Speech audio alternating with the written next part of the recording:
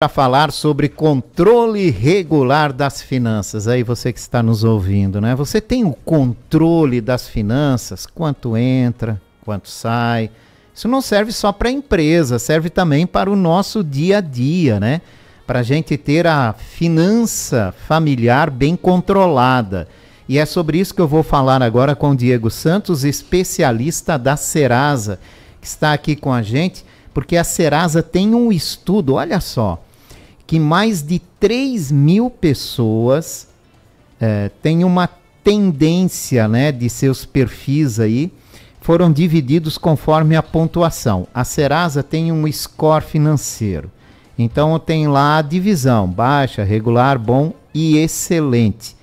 E nesse estudo que a Serasa fez, o controle periódico das próprias finanças se mostrou um hábito consolidado entre aqueles que têm o score na classificação excelente. Isso traz muitas vantagens. E é sobre isso também que a gente vai falar com o Diego. Bom dia, Diego. Obrigado pela participação. Bom dia, Jorge. Obrigado a vocês pela oportunidade, mais uma vez, da gente falar sobre um tema tão importante aí para a população.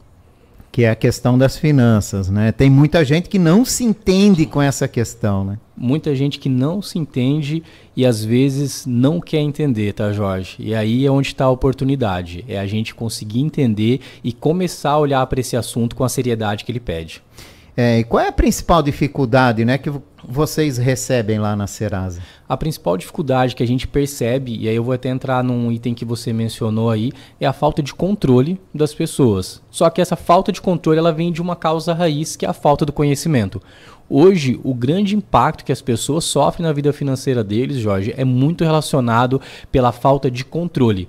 As pessoas não conseguem entender o quanto entra, o quanto sai e para onde está indo o dinheiro. Então, quando a gente compara nessa pesquisa que você mencionou há pouco, o perfil de quem tem o score baixo, que é aquele perfil mais baixo, de 0 a 300 pontos, para quem tem o score excelente, que é quem tem de 701 a 1.000, uma das grandes diferenças é o controle financeiro. Para você ter uma ideia, quem está com score excelente, 90% tem o hábito de acompanhar as finanças.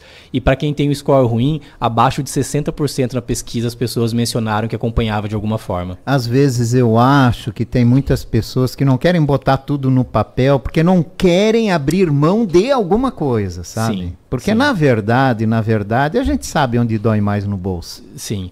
E aí eu acredito que as pessoas têm esse movimento de não acompanhar, primeiro por não ser um hábito, segundo porque a gente não vem de uma educação formal onde finanças é algo explicado para nós. Então a gente começa a ver esse movimento em algumas escolas, alguns pais até mesmo dentro de casa, mas ainda não é algo cultural. Então faz com que as pessoas primeiro tenham medo. Aquilo que a gente tem medo, normalmente a gente não olha e tenta deixar ali escondido debaixo do tapete e as pessoas só vão se deparar com isso quando já está numa situação insustentável. E poderia ter sido corrigido muito antes, através de um acompanhamento. Também tem um ponto que você mencionou que é, quando a pessoa começa a olhar no detalhe, ela vai começar a saber, olha, onde de fato eu estou gastando e onde de fato eu poderia economizar. Isso. E às vezes por não querer economizar ou por não querer abrir mão de algo, prefere não olhar. Isso é muito comum, né? Isso é muito comum. Como é que a gente começa? Como é que a gente dá um pontapé inicial, né? Para entender as nossas finanças, para enxergar onde é que está indo mais dinheiro do que deveria ir, né? Diante daquilo que a gente recebe. Excelente, Jorge. Primeiro passo, tá? Para mim é busca de conhecimento e educação financeira. Não julgar o óbvio e não subestimar o poder do óbvio. Então, antes da pessoa querer dar um passo muito grande, quando a gente fala sobre entender finanças, a pessoa já acha que precisa ser um especialista financeiro. Não é disso que nós estamos falando. Nós estamos falando da pessoa começar pelo óbvio, começar pelo básico, mas é o que dá certo. E o primeiro item é buscar conhecimento. E para isso, a Serasa disponibiliza um canal no YouTube com todo tipo de informação, desde o básico até o avançado, que é o Serasa Ensina. Além de todas as informações que a pessoa também tem disponível na internet e tudo mais. E o segundo passo é, comece a fazer um controle financeiro da sua vida e um acompanhamento. O próprio score da Serasa, ele já é um parâmetro excelente para a pessoa conseguir enxergar como que está a questão da vida financeira dela. O score ele contabiliza dos últimos 12 meses o histórico financeiro da pessoa E ele fala da probabilidade que tem dessa pessoa pagar as contas dela em dia. Então, o primeiro passo é busque conhecimento e o segundo, comece a anotar as suas dívidas e faça um exercício muito simples, que é quanto eu recebo, de fato, quanto entra de dinheiro para mim e quanto está saindo. E um segundo... Para onde está indo, né? Isso. E aí a pessoa também conseguir enxergar o seguinte, o que é gasto fixo, o que é gasto variável, e aquilo que eu preciso gastar de fato e que eu consigo abrir mão por um tempo. E às vezes, ô Jorge, uma coisa que acontece muito é antecipar sonhos custa muito caro. Então, às vezes, as pessoas começam a antecipar muitos sonhos através de parcelamento, através de financiamento, sendo que se ela esperasse um pouquinho e deixasse com que o dinheiro trabalhasse para ela, ela conseguiria ali na frente de uma forma muito mais tranquila. Então, é importante que a pessoa entenda qual é o momento de vida dela, como que ela está financeiramente para que ela tome as melhores ações. O problema também é que adiar sonhos é frustrante e mexe com o emocional das pessoas, né? Muito, muito. Mas é nesse item que é importante a pessoa entender aqueles sonhos que são possíveis a curto prazo, aquilo que é possível a médio e aquilo que é a longo prazo. Porque na vida nem tudo dá para a pessoa conquistar de uma vez só, Jorge. Então, às vezes, se a pessoa ela consegue manter aquela vida que ela acredita e não é abrir mão da felicidade, então aqui não é abrir mão de tudo, mas às vezes alguns gastos são possíveis de serem prorrogados. É verdade que o equilíbrio financeiro está muito ligado ao lado emocional? Diretamente. Nós temos uma pesquisa que foi feita através de uma psicóloga, e ela comprova isso, ela foi contratada pela Serasa para que ela conseguisse avaliar dos gastos das pessoas o quanto a parte emocional impacta. Isso principalmente quando a gente avaliou lá entre os anos de 2021 e 2022 por conta da pandemia. E aí a gente vê que a pessoa que entra e se torna inadimplente e ela começa a ter dívida e o nome dela negativado, o impacto emocional é muito grande para ela. Tanto que quando você compara quem tem um score baixo de quem tem um score alto, que são as extremidades, 55% das pessoas que têm um score baixo sofreram com desemprego. Daquelas pessoas que têm um score alto, esse percentual é muito menor, na casa de 15% a 20%.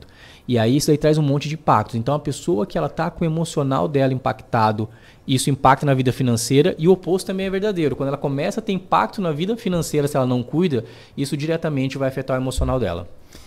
Eu tenho uma visão particular, que é minha, né? De que a gente não tem a cultura da política da prevenção, né? Para tudo.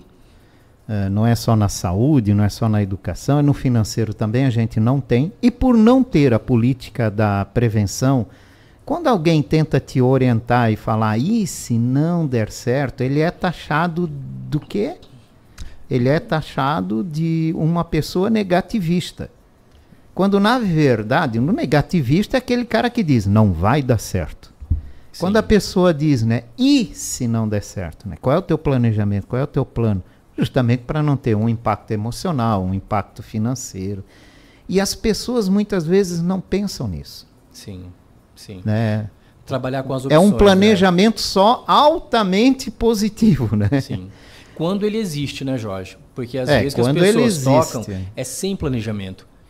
E grande parte do problema consiste nisso, é a ausência total de planejamento. Quando a gente vai para as pesquisas e você conversa com o consumidor, eles abrem isso e parte das pessoas mencionam que eles acompanham os custos de cabeça. Quando eu falo de cabeça, mentalmente faz os cálculos para saber se vai dar certo o dinheiro ou não e torce para que dê certo. Isso aí é um grande passo para o desastre, porque com certeza a pessoa fazer de cabeça, imagina você acompanhar tantas contas que acontecem no dia a dia sem um mínimo de controle. Isso é o que gera impacto para as pessoas. Então, olhando por esse viés que você comentou, de ser pessimista, não, o que a pessoa precisa ser é realista mesmo, é avaliar que toda decisão que a gente toma, junto dela vai vir uma consequência. E a vida financeira começa muito nisso. Mas eu volto um pouquinho no que a gente estava conversando no começo. As pessoas abrirem mão do básico e muitas vezes subestimar o poder do óbvio é o que faz com que complique para elas a situação. Então, assim, ninguém precisa se tornar um especialista do dia para a noite e não é isso do que a gente fala. O que a gente fala de educação financeira é do básico mesmo, do acompanhamento de como faz. Nessa pesquisa que você mencionou, tem um exemplo bem legal para a gente trazer isso aí que acontece no dia a dia. Pagamento de fatura de cartão de crédito. A maior parte das pessoas, até quem tem um score baixo, falou que assim que recebe a fatura, paga. A parcela que tem o score mais alto, ela deixa programado para que quando entrar, faça o pagamento próximo do vencimento. Então, ela fica com o dinheiro dela a maior parte do tempo, ela é organizada. Sim. E assim que entra, a data para pagamento ela paga. Então, ela nem fica se antecipando e gastando o dinheiro dela antes do prazo, mas também não perde o prazo. Só que isso acontece por quê? Controle financeiro, uma questão básica. Então tem lá pessoas com score baixo, score ruim ou score médio, pagando antes ainda, talvez descapitaliza, deixa de usar o dinheiro no momento que precisava, enquanto a pessoa que tem um score legal, que tem um score ótimo, lá acima dos 700 pontos, você vê que uma das questões dela é controle. A pessoa sabe em que data entra, quando ela vai pagar. Porque o outro já antecipa, porque não sabe se quando chegar lá vai ter dinheiro, né? Vai ter recurso. Isso. E você colocando tudo no papel, você começa a entender melhor como você é financeiramente, porque às vezes nem a gente se entende. Né? Sim. E se ilude, né? Se ilude, porque vamos pegar como exemplo o final de ano. Final de ano, Jorge, normalmente quem trabalha como CLT, ou até mesmo quem trabalha como vendas, como autônomo, é quando a economia aquece. Então, ou a pessoa tem férias, ou a pessoa tem um 13º, ou consegue aumentar o percentual dele de vendas, trabalha no comércio também. Só que acontece o que todos os anos? Vai chegar janeiro. Janeiro vai ter IPTU, janeiro vai ter IPVA, janeiro tem material escolar, janeiro tem, para quem estuda em colégio particular, a rematrícula e tudo mais. E aí a pessoa às vezes gastou tudo no final do ano, chega no começo do ano, já não tem o dinheiro disponível. E às vezes o reflexo vem lá em março. Né? Isso mesmo. Vem lá em março. Bom, vamos falar um pouco sobre o Score Serasa. Como é que funciona essa pontuação? Primeiro, como é que funciona, né? Como é que a gente tem acesso a essa ferramenta? Então, o consumidor ele consegue fazer acesso através do aplicativo da Serasa. O aplicativo da Serasa ele é gratuito, Jorge. Está tanto para iOS, que no caso é iPhone, quanto para Android. Ele pode entrar na loja de aplicativos do celular dele e baixar. Ele faz um cadastro que leva 3 minutos no máximo. Então ele só tem que ter os documentos em mão, faz o cadastro e ele tem acesso ao score dele. O que é o score em si? Para a população entender. Ele é o seu score de crédito, então a pontuação de crédito que vai de 0 até 1000. E ele fala do seu histórico financeiro dos últimos 12 meses. Ele conta para o mercado qual que é a probabilidade que tem de você pagar suas contas em dia em cima desse histórico seu. Então quanto mais baixo, pior. Quanto mais alto, melhor. De 0 a 300 é um score baixo. Significa que a pessoa ela vem nos últimos 12 meses construindo um histórico ruim de crédito. De 301 a 500 é um score regular. Um score bom é de 501 a 700. Aí já é uma pessoa que está com score bom, normalmente tem um controle legal. E a pessoa do score excelente é de 701 a 1000. Qual que é a diferença para o consumidor quando ele tem um score desse, Jorge? Acesso ao crédito. Então, quem tem um score entre o bom e excelente, normalmente ele consegue melhores taxas de juro, mais fácil acessar o crédito e tudo isso é contabilizado em cima da vida financeira dele. Para a gente conseguir entrar bem no detalhe para as pessoas entenderem o que compõe o meu score? O pagamento das minhas dívidas. Então, se eu pago em dia meu cartão de crédito, o quanto da minha renda está comprometida com financiamentos, com empréstimos, quantas vezes o meu nome está sendo consultado. Esse é um item extremamente importante. Às vezes as pessoas saem procurando crédito no mercado ou indo em lojas e passam o CPF delas de qualquer forma para todo mundo. Cada consulta que é feita no seu CPF, Jorge, o entendimento é essa pessoa está buscando crédito no mercado. Isso impacta o seu score. Então é importante para a pessoa, como que eu faço, Diego, para conseguir ter o meu score controlado? Primeira coisa, pagamento das contas em dia. Às vezes a pessoa ela atrasa a conta mesmo tendo dinheiro. Está sendo impactada de forma desnecessária. Poderia pagar em dia e contabilizar. O quanto você está comprometendo da sua renda com crédito, financiamento e tudo mais. E consultas no seu nome. Tudo isso vai influenciar o seu histórico financeiro e vai estar lá na sua evolução financeira através do seu score. É interessante, né? O que levou a Serasa a montar essa ferramenta, né? E como é que se faz essa busca, né? Como é que se chega a isso? Faz um mapeamento pelo sistema financeiro? É uma excelente pergunta, Jorge. O que leva a Serasa a fazer isso? A Serasa, um dos trabalhos dela, o nome técnico que a gente usa é Birô de Crédito. Então, em todos os países, principalmente nos países de primeiro mundo, Estados Unidos, Europa e tudo mais, tem empresas que trabalham avaliando qual é o perfil de crédito do consumidor, para que elas possam fornecer para os credores um histórico e em cima disso eles tomarem decisão para quem eles concedem crédito, qual é o risco que eles correm. Isso é uma regulamentação do mercado financeiro, isso acontece. Então a Serasa hoje no Brasil é o principal birô de crédito que trabalha com isso. E por que do score? Hoje, se você pegar como exemplo Estados Unidos, tudo que a pessoa vai fazer depende do score de crédito dela. Comprar uma casa, comprar um carro, até mesmo comprar eletrodoméstico. E no Brasil isso também tem se tornado um movimento. Então quando você vai até uma loja abrir um crediário, eles vão avaliar o seu crédito. E aí você perguntou, Diego, e de onde vêm essas informações? A partir do ano de 2019 teve a regulamentação do cadastro positivo no Brasil. E todos nós temos automaticamente essas informações disponibilizadas para as empresas. O que é o cadastro positivo? É o histórico do Jorge com relação aos hábitos de consumo dele. Então hoje, mensalmente, as suas informações são passadas. Água, luz, telefone. Então, contas do dia a dia são fornecidas as informações, se você pagou no prazo ou não. Assim como empréstimos, financiamentos e cartão de crédito também. Parte do score é composto por essas contas, através do cadastro positivo. Sim. Então, isso é regulamentado. Isso é do governo, é passado e é importante que a pessoa mantenha esse cadastro ativo porque é a única forma que nós temos de ter o histórico dela. Então, parte do histórico, Jorge, é através do cadastro positivo. O restante do score é contabilizado em cima de consultas no mercado, que são feitas no seu CPF e os outros hábitos de consumo seu. Então, compromisso com crédito, registro de dívidas e pendências, tudo isso influencia o seu score. Então a gente tem que ficar atento a isso e é uma ferramenta altamente positiva para quando você vai buscar o crédito ou comprar algo que seja financiado. Sim, ele é a melhor ferramenta. Ele, na verdade, é que auxilia o consumidor a buscar. Trazendo bem para o dia a dia das pessoas, imagina o seguinte, Jorge. Antes, quando as pessoas emprestavam dinheiro e a prática era mais comum, que você pegava dinheiro com alguém e tudo mais, o que fazia com que as pessoas emprestassem dinheiro para você? A pessoa te conhecer. Se você tinha credibilidade com aquela pessoa, você pedia dinheiro para ela. Você falava, ó, Jorge, empresta para mim R$100. Você falava, cara, eu conheço o Diego, eu sei que ele paga, vou emprestar para o Diego. Mas isso porque eu tinha um histórico com você. Se vem uma outra pessoa que você não conhecesse e falasse, ô Jorge, empresta R$100 para mim, você fala, cara, não te conheço, como que eu vou te emprestar dinheiro?